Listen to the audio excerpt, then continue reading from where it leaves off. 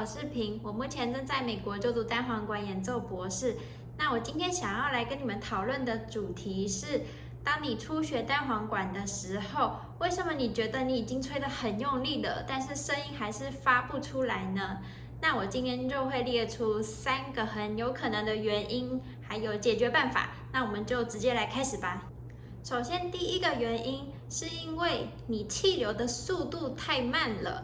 那是什么意思呢？你可以先试试看，把你的手放在你的嘴巴前面，然后对着它吹气，然后你要确定你吹出来的气它是冷空气，不是热的空气哦。如果它吹的气是热的空气，代表你的气速度太慢了，所以大家就可以直接来试试看，你要吹一个很快的气，吹在你的手上。那你应该会听到一个很快速的气流声。再来就是试试看，把你的舌头位置抬高，想象你在说“吁”这个字。那为什么要把舌头位置抬高呢？是因为我们要让气出来的出口缩小，才可以让气集中。那这是什么意思？你可以想象，当你在用粗吸管，你用一个粗吸管对着它吹气的时候，你是不是觉得你的气一下子就没了？可能3秒钟就用完了，是因为这个气的出口太大了，所以气一下就会用完。那如果你用细的吸管对着它吹气的话，是不是感觉你的气可以吹得更久？因为它的气的出口小，所以呢，你的气流可以更集中、更快。所以舌头位置抬高就是这个意思。我们要让我们气出来的口是比较小、比较集中的，你的气流就可以帮助你的气流速度吹得更快。然后呢，要把你嘴唇两侧往中间集中，像是你在吹口哨一样，像是这个样子。然后你要确保你的气它没有从嘴唇两侧露出来哦。另一个练习方法是，如果你家有一个窗户可以看向远方，你就吹一个长音就好，就随便选一个音，然后呢找到一个定点，它可以是一个树、一个房子，就看着那个地方，一个远方，然后想象你要把你的气给吹到那个地方去，就是看着那个地方。你可以想象你的气就像是水流一样，当你用一个软水管在浇花的时候，水基本上出来就是散的，它没有什么力量。但是呢，你用手去压住那个出水管，它的水是不是变快了？然后也变得更集中了，然后也可以喷得更远。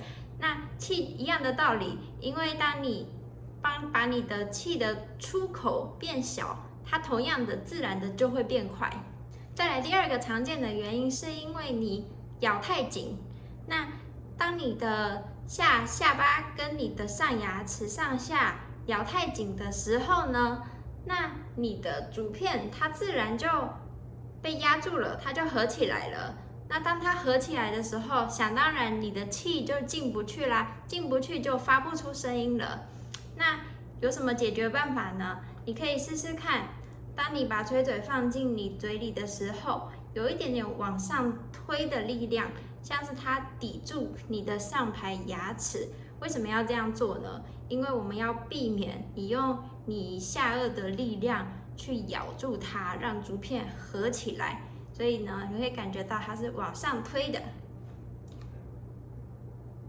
一点往上推的力量。你让你的竹片有足够的空间去震动的时候，你的气流就自然的可以通过。再来第3个原因，可能是你的竹片太厚了。如果你不小心用到太厚的竹片，你就需要用更多的气去让你的竹片震动，来发出声音。所以对于初学者来说呢，你可以先买2号半的竹片，然后当你学了一阵子后，你的气可以控制得很好、很稳定后，再依情况慢慢的去往上增加竹片的厚度。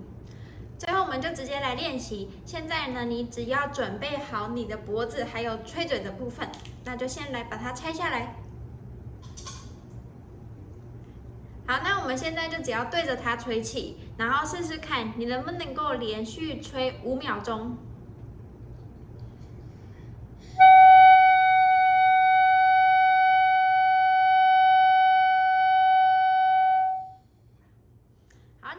成功的话，接下来试试看挑战自己能不能够连续吹到10秒钟都没有间断。